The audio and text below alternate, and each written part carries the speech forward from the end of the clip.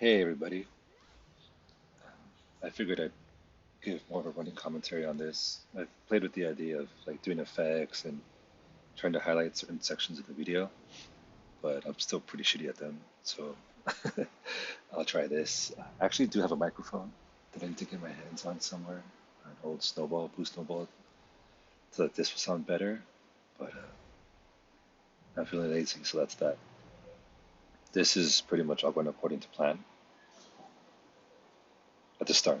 Anyway, we have Alpha left, Bravo Charlie right. I notice a lot of the times I'm super impatient when it comes to these. We just kind of charge in, which is fine. And I think the plan initially was super good about Bravo and Charlie PvPing, which makes sense to distract Salt. But you're going to see that this HA gets super, super low, and I don't know if Bravo Charlie came in. I haven't seen Bryce's video yet, but you're going to see that we get it really, really low. Um, for me personally, I think, well, for Dark Knights especially, I think autoing here is the best idea. But I also think I need to set up HA auto build, which would mean even though pneumatic burst is a lot of damage, it lets me get CC'd, take out the dashes, except the fan dash to, because that gives you a lot of immunity. Whereas the twin slash, as soon as you hit an object, you stop. So I'd be like Phantom Slash, no burst, all SA abilities, so that we could just pump out as much damage as possible. I actually think that would be a good idea for every class to have an HA specific build where you could just trust it to be on auto and it just bounce out as fast as possible. And we run less of a risk of getting CC'd. And we have 4 dodges. Everybody should have one SA dash, I think. Now here's where it gets confusing. And they were talking about this in Discord. One, I wasn't even sure if I was supposed to be attacking, and because we were told not to attack legends, but then they were called back to defend legend at our HA, which honestly I think it would have been fine. They might have gone into like 50%, but it's all speculation. This is a waste. That was horrible. I need to learn how to start saving Fan Dash more, Twin Slash. First start with Twin Slash for distance, and then Phantom Dash and 4 dodges. But that's what was confusing. And I think, yeah, I do go back again. But at this point, it's just Bravo and Charlie. And honestly, I just confused it because I've pretty much been in Bravo and Charlie for a while, which was the old Alpha and Bravo. My brain, yeah, it slipped. My brain farted essentially. And I don't realize my mistake until I realize who I'm running with. But this is even, I think, a worse of an attempt than last time because I think we were split. Yeah, it was just really this whole part right here was really confusing. Um, and I think there's also a bit of desperation on my part because I had seen how low that. I mean, if you pause the video and look at that, their holy artifact, it's really, really low. It's like a fucking butt hair. That's how low it is. Yeah, and I mentioned it. I think that's why I was because I had reviewed this video before. I was like, why am I doing these things? And there, I think I had opened up Discord to call out that the HA was super low. And then I come back to the base and realize we're defending, which I wasn't sure that we were supposed to be, but whatever. It's history now.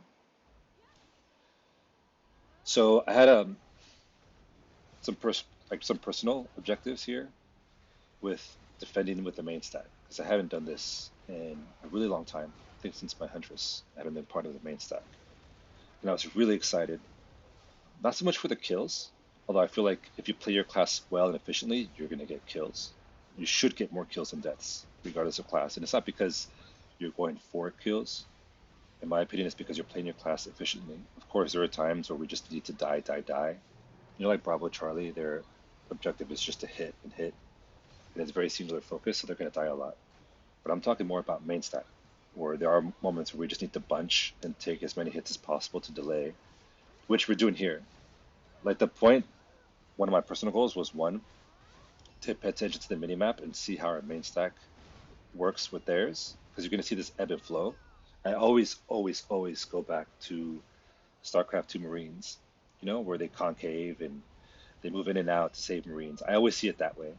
Like I love seeing it that way because a lot of things start to make sense. You're going to really see the power of the buffs, especially the Hwacha buff.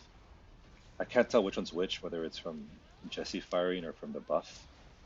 but I feel like both do fire damage and pin, so it's amazing. You're gonna see constant arrows in this whole area. And you can see here where that ping was. This is what I'm looking at. I'm looking at the mini map and what's happening. My other goal, besides pay attention to that, was to see how far I could push my class. Because I truly believe in roles. It's not about just the class and the CP, it's like the role that your class fills. And for me, I couldn't do this on a Huntress or any other class. And I actually fell really in love with Dark Knight, specifically in this Siege match, because I haven't been able to do this. In Wars, it's much different because it's more fluid, and here we have the context of the bridge. We have like these limitations we have to play in. And so the idea was to push the edges with essentially the 4 dashes that we have. That one that I just used, and to take advantage of all my super armor abilities, which are incredible. They're all AoE. They all have some kind of CC. The only one that doesn't really do anything is one of most damaging abilities, but I've recently gone Lab Ahib. So I have Umbral and Supernova on Lab because I want more crits. I'm playing more for burst damage. I feel like AAL is, I don't want to get into this branch damage argument because I'm just sharing my personal philosophy, is more for PvE because you want that consistent damage. You're constantly farming over and over and over again. Whereas here I want burst. I want the unexpected burst and to down somebody as quick as possible. So I'm willing to play the percentage game, especially with Ahib. So I put Vediant Shockwave on Ahib, and it's incredible because I'm playing for the potential burst because you want them down as fast as possible. And so knowing that, I started to play the sides more. Like I see this right here, I wanted to avoid this, and I could feel it right away because they're all immune anyway, so I did no damage. Here I'm playing with Umbral, just seeing what I could do, seeing what I could get away with, seeing how far I could push the limits.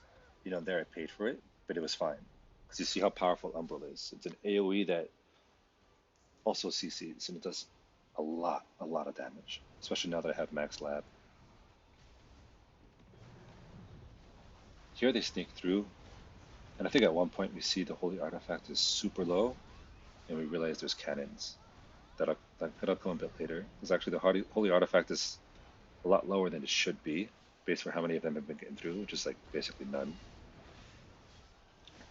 This is another idea I have about going auto. It's like I think it's better for these situations where you see the ogre, and I think I'm just going to auto it. It's just to maximize damage. And it's funny because you could tell if people are on auto because their characters move forward in funny ways, especially in Ramones. They'll stick to the target like glue. Here I screw up. See, there's Pneumatic Burst. This is why I call it a bait skill. If I had done any other skill but Pneumatic, I would have been fine there. But because there's no SA involved, I get CC'd and downed. And this is why I'm saying where I feel Dark Knights can play the edges of a stack really well, better than anybody, because we could get from one side to the other in a split second. And I think you're going to notice that in the way that I'm playing. I'm playing super aggressive with the sides, with the angles. Here I do an ult, which is, I got the kill, but it was a waste. I was aiming the wrong way. This is another issue I have where I have pretty much everything max except my effects, so I put them on medium. So I wanted to see more. Like, I don't really care about the flashy stuff. I think next time I'm just going to put it on low. So I need to see, at least personally for me, I have a problem seeing what's happening. And so I really want to be able to see what's happening. But a lot of the time I'm just looking at the menu map anyway, so I don't know if it matters.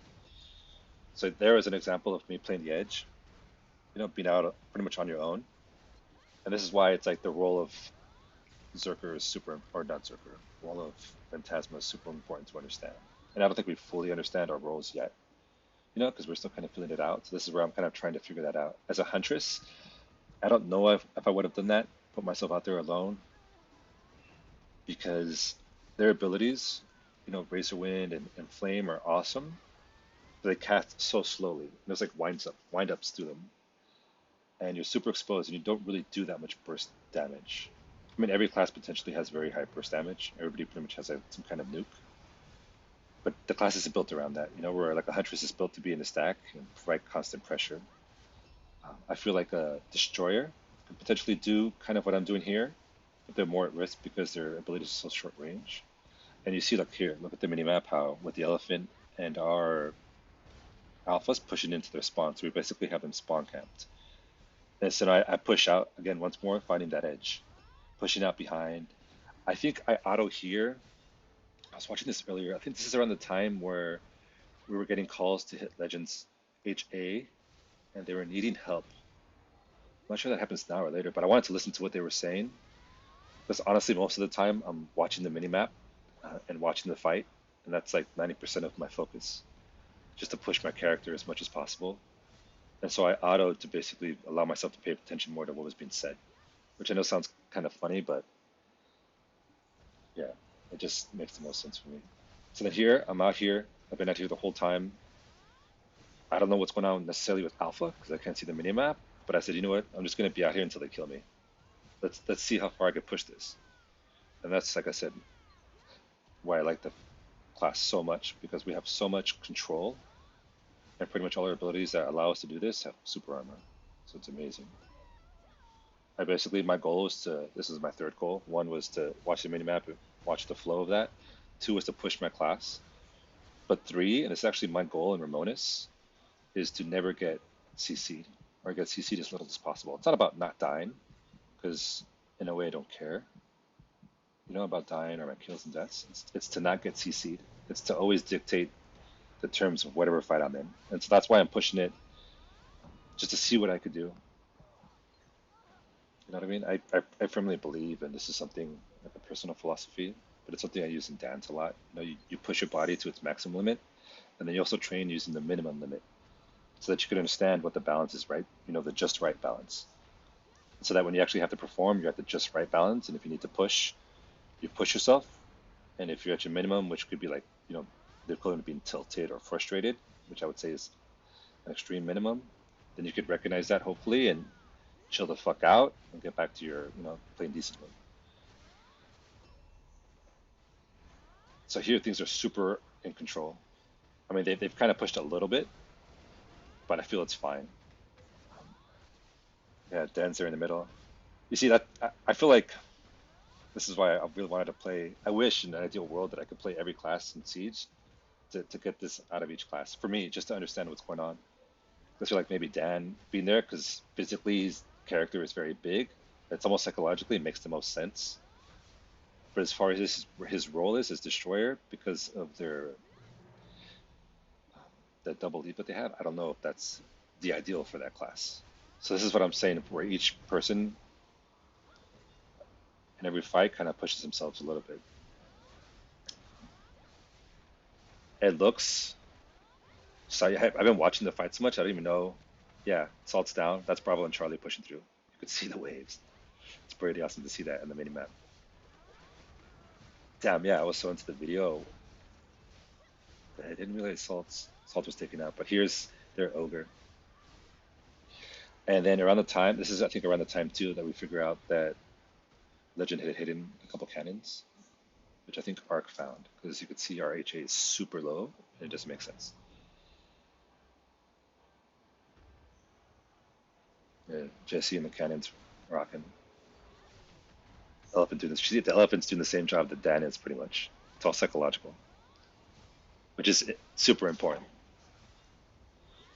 And so basically, there's right column, left column. I was claiming, and this is like, where if you looked at it, if you could just like pause the video and see that there's those three pathways. There's one straight to the spawn, and there's two sides.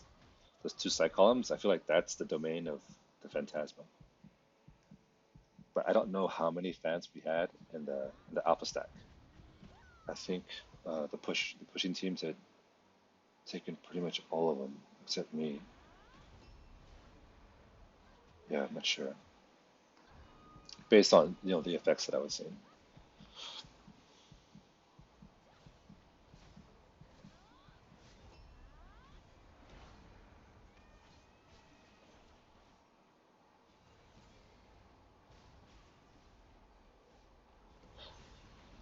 There comes another push. I like seeing this too because it shows that we've learned from. Wasn't it Salt the last time we fought, where we weren't fighting on the bridge? We were fighting on our HA. I don't remember. Nico aggro with the elephant. Mayhem just fucking with him.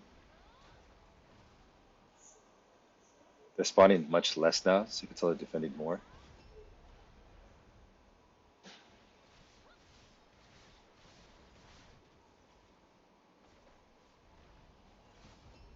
I'm going quiet just because I'm watching.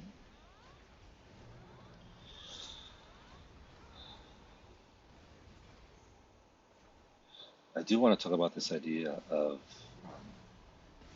the concave. I don't,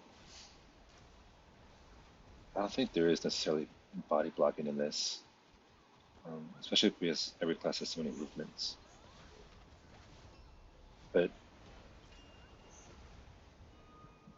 oh, that was a waste. There's a bunch. I think they had defended or something because now these are all running back from their HA. It's like, oops, what am I doing out here? Yeah, in this case, hmm, yeah, I don't think I should be back here, but I'm tying up a bunch of them,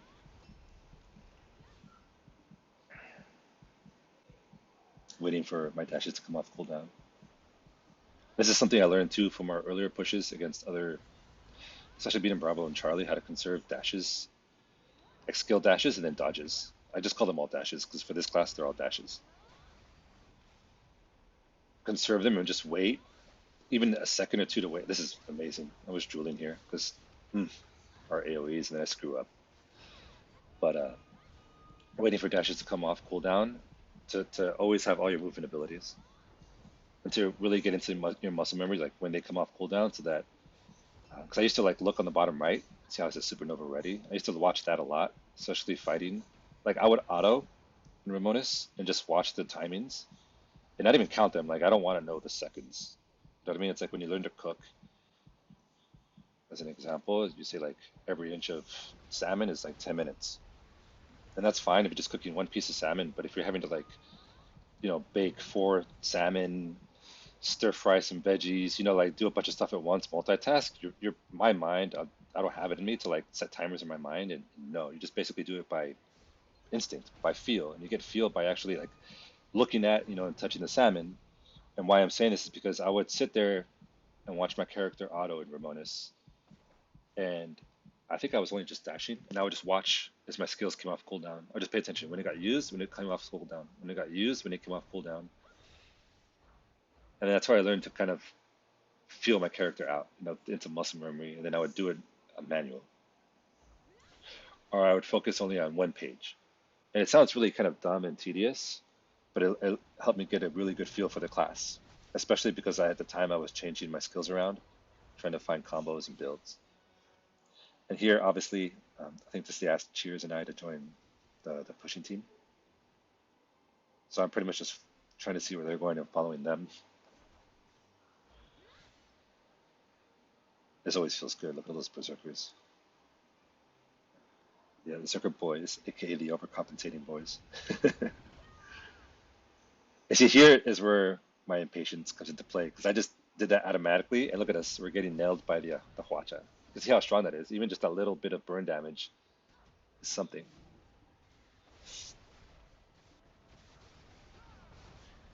Auto once again. Yeah, definitely. I feel like it's worth a shot for everybody to have that kind of setup in their skills.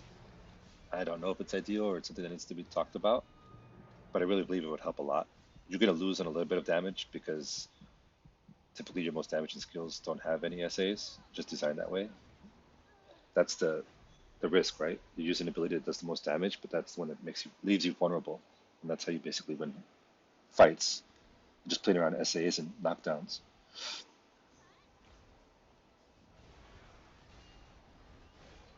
At least the way I see it.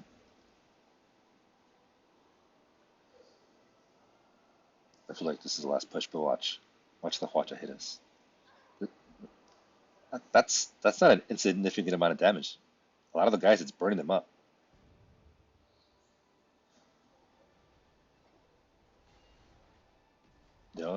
It's important one not to freak out, which none of us do. But look, we're going forward with low health, which just happens.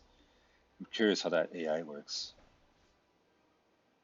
It's funny how it hit potentially the most important group at this point, helping out Legends a lot. But by the time we get there, we're all pretty much full. and that was annoying. So I hit him back, and then go. It's like saying hello with a slap on the face.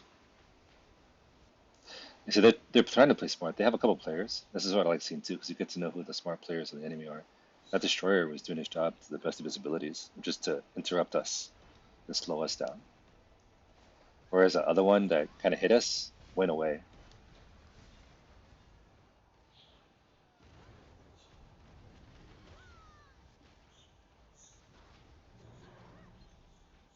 Just a save destroyer. Where the guy is good.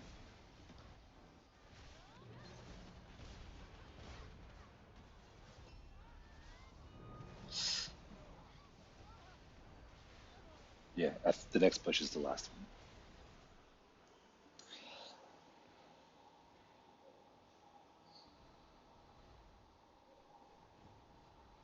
one. RHA is really low. It's just cannons. Our cannon game got a lot better, but I think we need to be faster about that. Especially against the more punishing guild. Legends is very soft.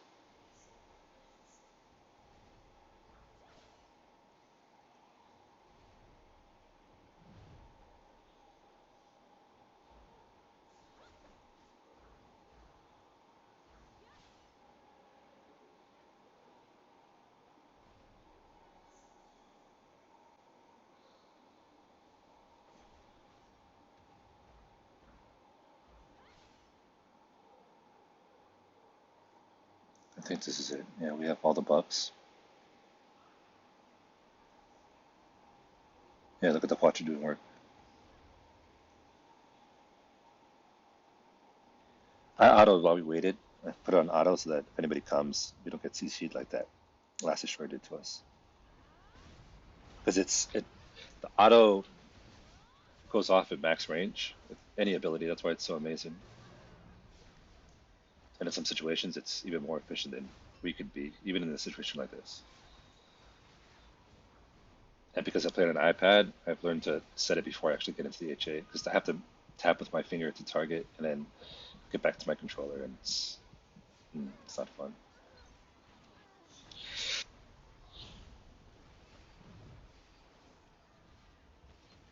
And there, I'm not really sure why that push didn't work. We had a good group.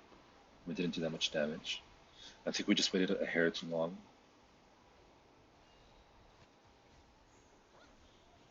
And now those are no RG, we just push. But I also feel that Bravo and Charlie at this point, 'cause it's been the same group for a while, like they'll RG organically. And the last siege we had, they were where it was kind of messy, we were still kind of doing it organically, where everybody's kind of waiting for each other.